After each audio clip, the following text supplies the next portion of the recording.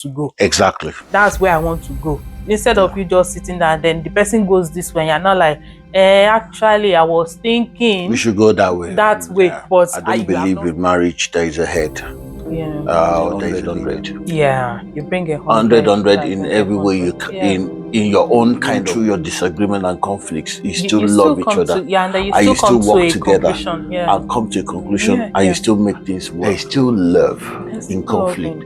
There is still love in sometimes even I argue or I banter with someone that I love. If I don't love you, just for the sake of it, I afford it, I buy it, I wear it. Nigerian designers are very trendy now. I started to learn. I started to learn to know where to categorize people. I'm a Lagosian. Subscribe. Please, subscribe. I beg you. Please, subscribe. Thank you. Please. Everywhere I go, beauty finds its way in the little things of every day. Yeah. Okay, so moving away from that a little bit, let's talk about marriage. So we've been married now 19 years.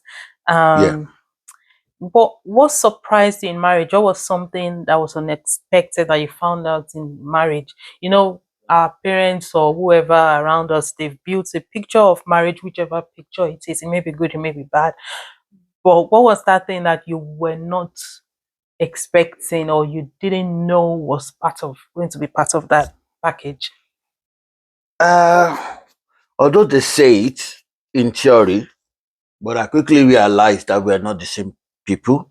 We're not the same people at all. And I remember the scripture that always says that iron sharpens iron. And some wise man then, or people, I say, how if you can survive the first 5 years of your marriage, you survive the rest. It works. Yeah, it's true to an extent. The first 5 years was a kind of learning phase because, I quickly realized that we are different people. I quickly realized that we have different strengths. I quickly realized that, man, you need to think from where this person is thinking from. Me, I'm very spontaneous, very go-getting. I wouldn't see myself as being rash. I'm not a rash person, but I'm always trying. And I'm not really like that. Yes. So I quickly had to learn to say, okay, don't drive on throttle alone. There is the brakes, and there is what's the other third one called? I drive an automatic phone. I forgot to. So there will be times in life that you have to brake when it comes to marriage. You have to brake. Not that I've not made mistakes. There are mistakes here and there and all that, but there are times in marriage that you have to brake and observe, and brake and observe. Like if you are learning, mirror maneuver, observe. You have to always do a mirror. Mirror the person, mirror yourself, maneuver. Mirror the person, mirror yourself, maneuver. Mirror the person, mirror yourself, maneuver. That is the way to do it. You have to see yourself inside that person, see yourself inside yourself, and then now maneuver. And those are the things that I quickly had to learn in marriage. And there is nothing better out there. No, there isn't. There isn't. I think for me, what surprised me was the fact that I had to get involved. Like you said, you are on the throttle, you know, you're moving. Yeah. And I'm just like, I'm the one who has to think about something like 10,000 times before I do it. And also because how I grew up, my dad took care of everything. So he made all the decisions. He took care of everything. I mean, it's not like my mom was passive. She's a strong woman in her own way, doing her own thing, leading women in church and, you know, and all of that. But when it came to family decisions of what needed to be done for the home, for the house, my dad just said, okay, we're doing this, and then we follow. We're moving to this place, we follow. I'm building this house, everybody follows. And for me, I kind of thought that was going to be, I was like, okay, you make the decision, you go. and I quickly had to learn that I needed to speak out, especially if I have an opinion and I haven't said it, and then this person has gone this way. And meanwhile, in my mind, I'm thinking we should be going this way, but I haven't said it. But I'm hoping that he would know that we are supposed to go this way. Then, you know, it's all wrong. But I had to learn that, see, if you want to go this way, you have to say, this is where I want to go. Exactly. That's where I want to go. Instead of you just sitting there and then the person goes this way, and you're not like, actually, I was thinking we should go that way. But you have not said it. So I had to learn that I need to contribute my thoughts, my opinions, say what I think, and try to say it quickly. I'm still learning to do the quick parts of it because I take my time to think over things before making decisions, which brings me to my first answer in terms of I want to know what will happen in the future. I don't like to make mistakes. So I always think, okay, what's going to happen eventually if I take this route before I now make the decision to go that way. So that was one thing I had to bring myself to say, okay, you have to be more active than you think you will be, if that makes sense. You can't just be passive. You can't just sit there and hope that this person will make all of the right decisions. I don't know if my dad made all the right decisions, but he made the decisions anyway. But I had to, not that you were not making the right decisions, but I because I've got opinions. I feel like I've got like strong opinions on certain things, and if I don't say those things out, you would go a different way, which might not be a wrong way, but there might have been another way which I preferred, but I didn't say anything. So I've learned to speak out, to say this is what I want. This is how I want it to happen. And then I think we can then I think that's my own perspective to life too. You have to contribute in every way. I don't believe in marriage there is a head or there is a leader. I believe we are equal. I've always said it, people don't understand it. People don't believe it. Maybe because my kind of frame. I always believe in marriage, in relationships, you are equal.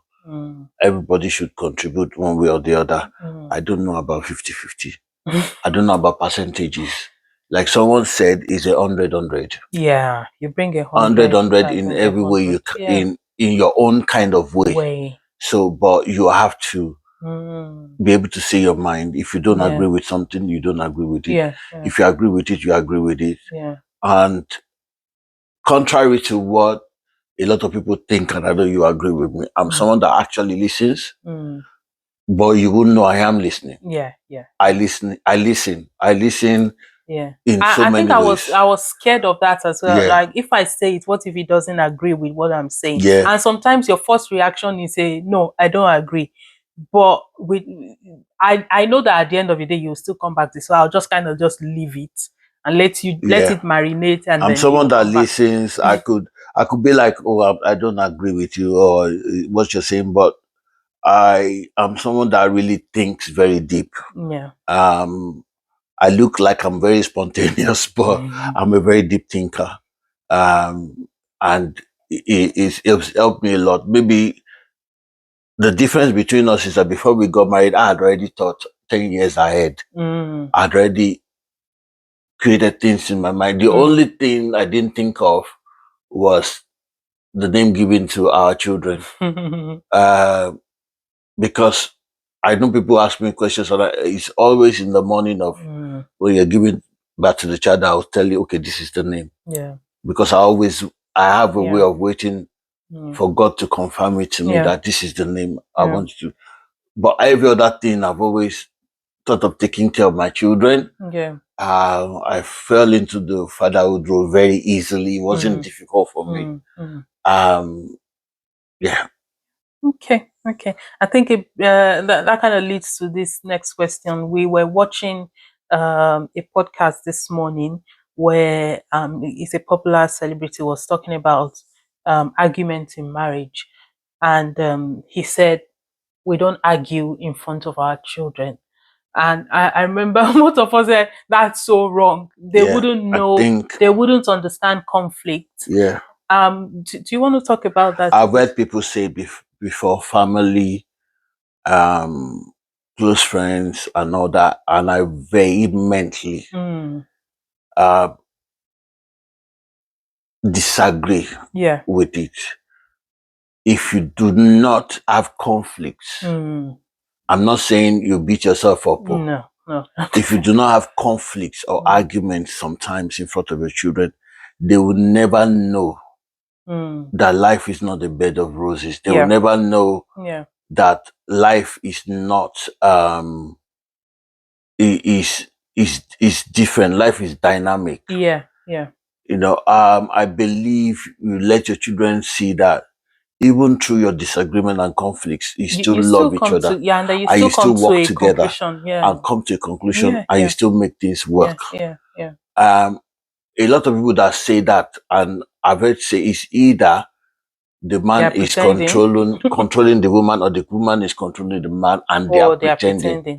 And I've had 1, 2, 3 occasions where both husband and wife will come to me and say something different, and I'll be like, why did you not sit down to have this conflict and sort it out? And have this conversation and sort it out once and for all. So I am vehemently against it, that you do not argue, or you do not fight, or you do not have conflict in front of your children. Sometimes I think about it like, okay, so if you want to have an argument, like I want to say, you go inside the car, would you quickly run inside the room and go and because I don't understand how it they works keep quiet and they drive off. They drive off and go and because your children are always around you anyway. So it might be something as simple as, don't put the Christmas tree there, put the Christmas tree on the other side. And I say, no, if you put it there, it's going to block people. And this one says, no, put it there because it's nicer there.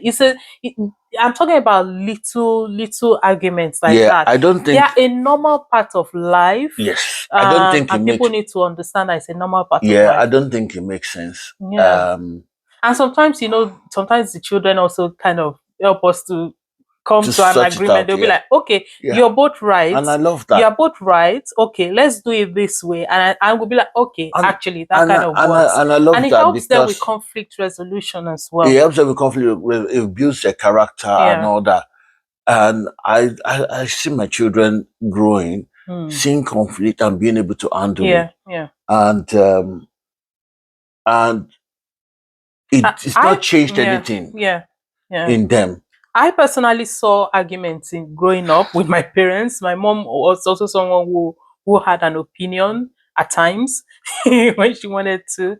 And I did see that. And for me, I took that away like, okay, this is normal. So I never saw arguments as something that you can never come out of. You will always come out of it.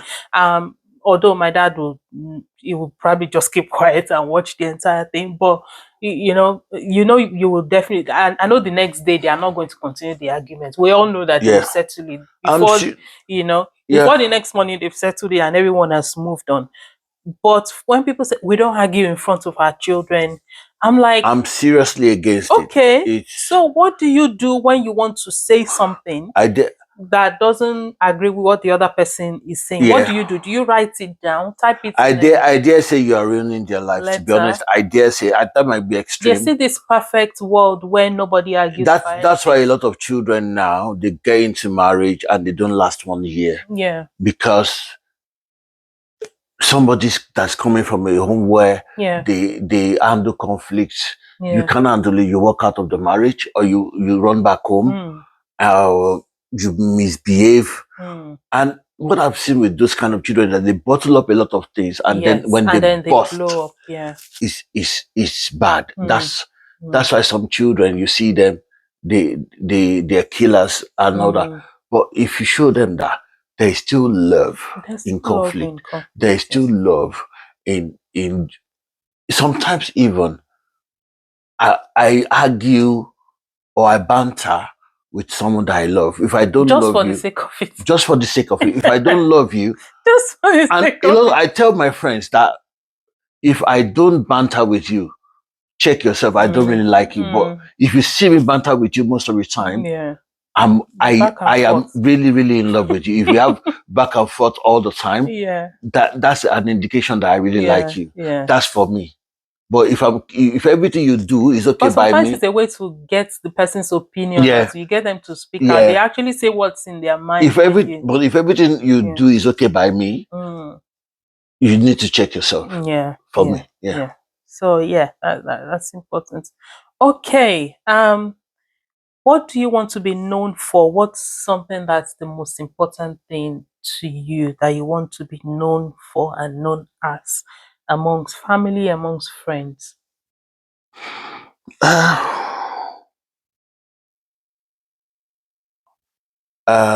Honesty. Someone that is honest and straightforward. Funny enough, a lot of people don't see me as straightforward or honest, kind of, because it's not a popular opinion. People have lived life in dishonesty so much that they see it as honesty. But when you come out as someone that tells the truth the way it is and say things that it is unbelievable, unbelievably true, they think, oh, no, it's a lie, or things like that. So I want to be known as someone that is honest, straightforward. What you see is what you get, being an open book, and someone that upholds his family. And fears God. I know I fear God. I don't paint it out. I don't. I'm a kind of person that, except you live in the same house with me, you won't know how spiritual I am.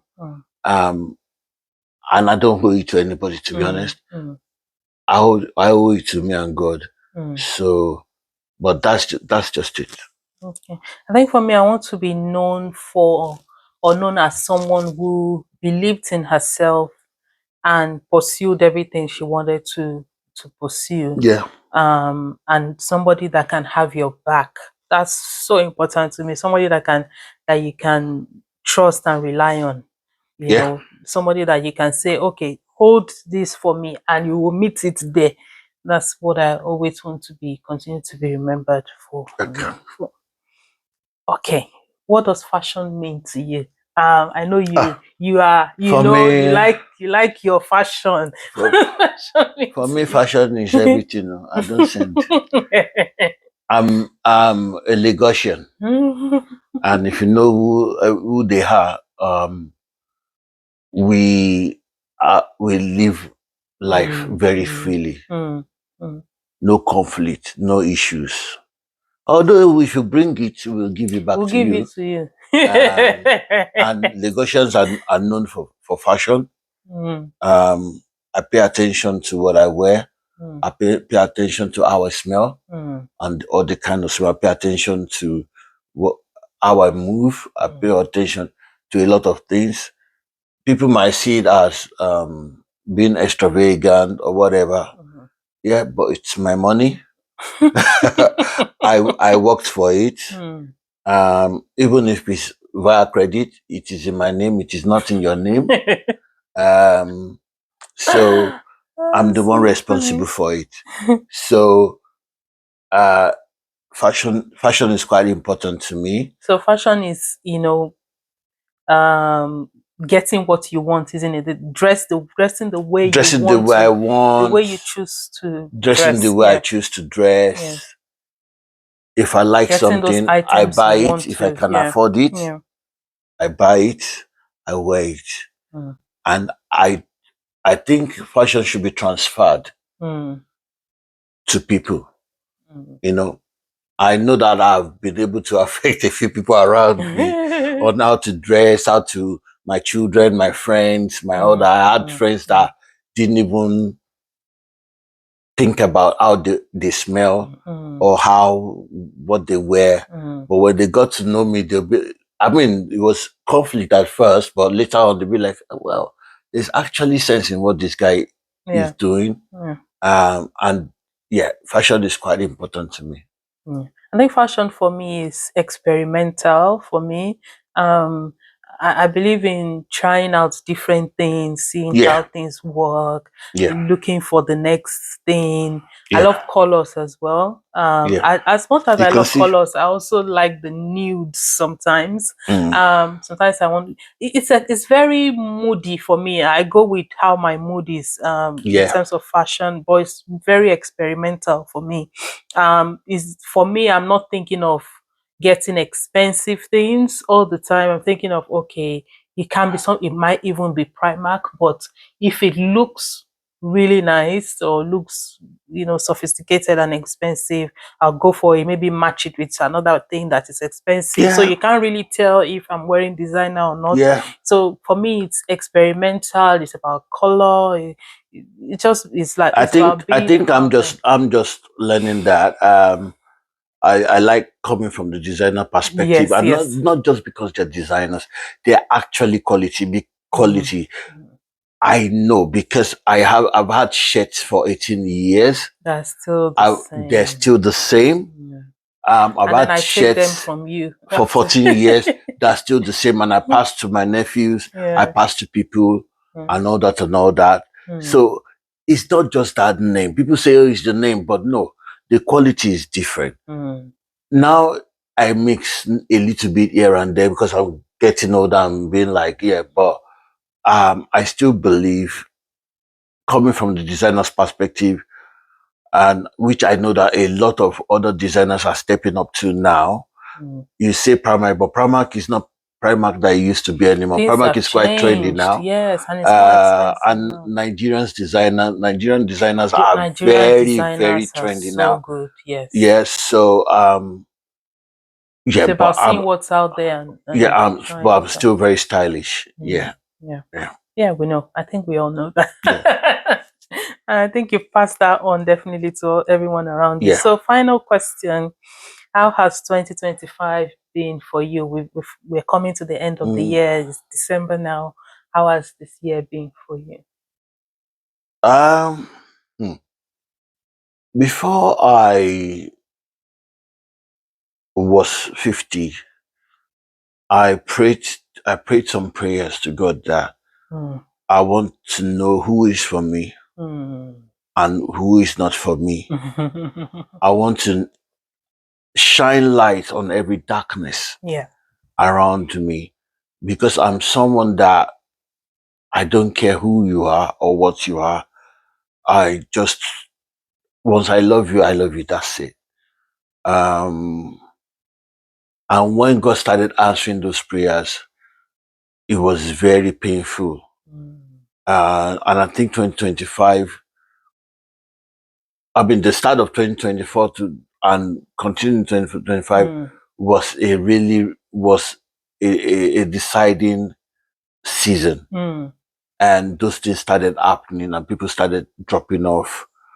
People started betraying. People started misbehaving. And then I started to learn. To know where to categorize people. A lot of people have told me that a long time, but I don't listen. I'll be like, how can you categorize people? I don't know. So I started to know what extent to deal with somebody, what to do with one person or the other. It didn't change who I am or was or whatever, which way it would go. But I started learning on how to classify people. So I know people that are for entertainment. I know people that are for serious talks. I know people that will be for me or won't be for me. And again, to still solidify that I cannot rely on anybody. Maybe my immediate family, maybe, but it's kind of a tough year for me when it came to relationships. Yeah. Because I kind of lost relationships that were very, very, very, very dear to me. People that I never thought I saw myself growing old with. I lost them, kind of. It might not be a complete loss. Yes, but for now, yeah, at least for now, it's not what it yeah. used to be. So on that part, it was a painful and difficult year. But career-wise, it's been really good. In fact, it's been really, really good. The things I used to pray for in the past, if I didn't pray to that stage, it's been, yeah. I worked hard a bit, but sometimes I know people will say it's the work and the paper, and no. I can tell you for sure that I worked way more in the past than I'm working now, and I did not get anywhere. It's not about the hard work; it's about the smart work. Smart work and time and season. Time and season, yeah. The Bible said, and it is the truth, that the race is not to the swift, no battle to the strong. Yeah. You know, no matter what, when it's not your season, it is not your season. Yeah.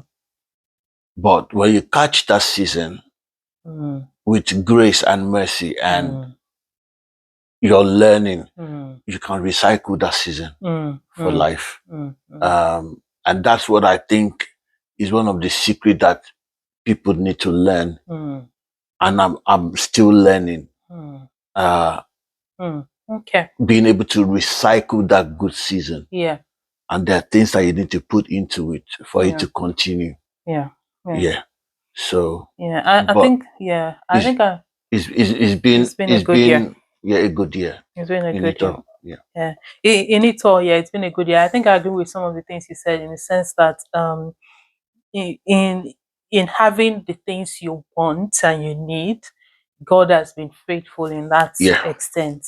I feel like something happened to me today. I almost lost my phone in the shop, and when that thing happened, what came to my mind is that's some kind of sums up my emotions through that process, sums up everything that happened this year.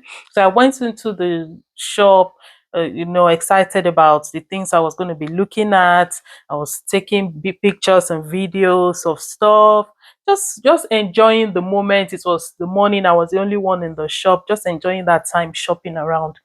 And I feel like that's how I kind of came into the year. Just enjoying, just cruising, God is faithful kind of thing. Yeah. And I don't know what happened, and I just could not find the phone. I went into complete panic mode. I was throwing things around in the shop, trying to find things. I was just stamping my foot. The manager in the shop came and she tried to calm me down. She said, "You need to calm down. If you don't calm down, you won't be able to find the phone," and all of that. And I feel like that was kind of the moment of disappointments I had with people and with other things, and almost kind of losing myself in that moment. Just, sometimes moments of anxiety and things like that, just trying to say, okay, if I don't have this, but if this person doesn't have my back, then who has my back then? Things like that, and just almost losing yourself through that process. And then somebody showed up with the phone. I feel like that's where I got to towards the end of the year, where I said, you know what, God, take it. Because when I was in that shop looking for that phone, I was like, God, please just show me mercy and just let me find this phone. I need to find this phone. I feel like that's where I came to towards the end of the year. I said, God, you know what?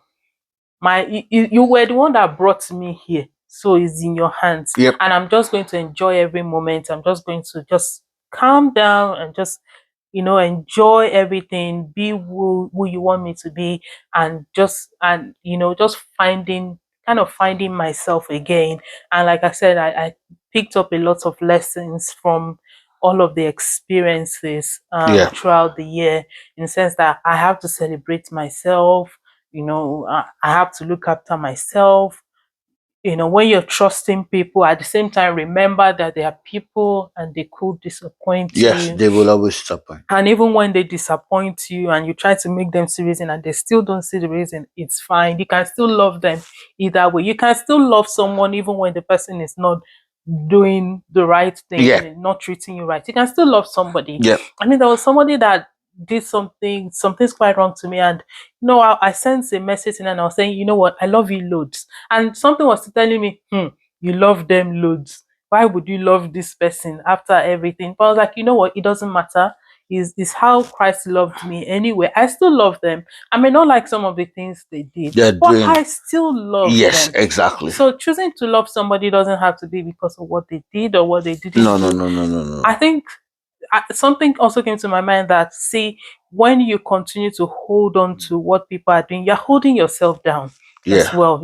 You're allowing them to kind of use a magic wand to control your emotions. Meanwhile, they're enjoying their own lives. Yeah. But if you just say, you know what, I'm not going to let what you're doing control how I'm going to react, then you know you can take hold of that for yourself. So all in all, 2025 has been good for me. I've taken my YouTube channel a lot more seriously. You know, my content, I've taken them a lot more seriously, just really enjoying the process. I'm not chasing, and even though I want a lot more subscribers, but I'm not trying to compete or anything like that. I'm just enjoying the process, and you know, just bringing out everything that I feel like gifts that God has deposited in me, and just bringing it out and expressing it in different ways, and just enjoying life in my 40s, you know, just No really problem. enjoying it. So that's what it has been for me. It's been really, really good to have this sit down. Yeah, it's been amazing. I hope you will Amazing. do it again. Amazing. Yes, we will do this again. Definitely. We need to, maybe you'll be the one asking me questions that time, but Yeah. we need to think of other things. But this has been amazing. Thank you, everyone, for coming along with us on this. So far, hope you've enjoyed this video. Are you going to tell them to like, share, and subscribe? Please like, share, and subscribe. Please, so I beg subscribe. you. Please, see, Thank subscribe. you. Please, Bye please, you. please, please. Thank you. Bye Bye. bye.